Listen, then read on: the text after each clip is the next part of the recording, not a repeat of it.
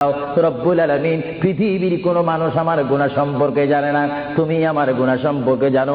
আমি এমন গুনাহ করেছি আমার বিবি জানে না, বিবি গুনাহ করেছে আমি জানি না। আল্লাহ তুমি সব কিচ্ছু জানো, হে আমার প্রভু তুমি আমাকে মাফ করে দাও। আমার আল্লাহ বলে, তারপরও যদি তোমাদেরকে আমি মাফ না করি, তারপরও বান্দা তোমরা আমার রহমতের দরজা থেকে ফিরে যাইও না। আমি তোমাদেরকে হুকুম দিচ্ছি, ওয়ালাউ আন্নাহুম ইয যালামু আনফুসাহুম জাউকা, বান্দারে যদি গুনাহ করে ফেলো আমার রহমত থেকে মুখ ফিরে তুমি চলে যাইও না। বান্দা, আকাশ পরিমাণ যদি গুনাহ করো, পাতাল পরিমাণ যদি গুনাহ করো, সাগরের পানি পরিমাণ যদি গুনাহ করো, পাহাড় তুলনায় যদি তুমি গুনাহ করো, আমার দরবার থেকে তুমি নিরাশ হইও না।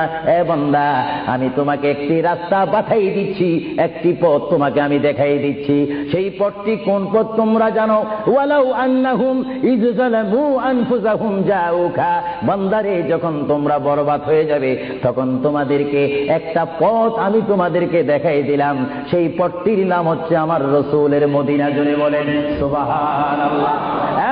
বান্দা, আমার নবীর দরবারে গিয়ে কেঁদে কেঁদে তোমরা বলো, ইয়া রাসূলুল্লাহ, ইয়া হাবিবাল্লাহ, আয়া আকা ইয়া রাসূলুল্লাহ।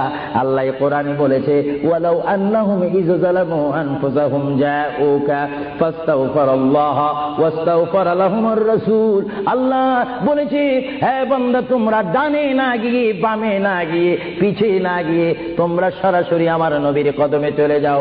আমার নবীর কদমে গিয়ে আমি আল্লাহর দরবারে তোমরা তওবা করো।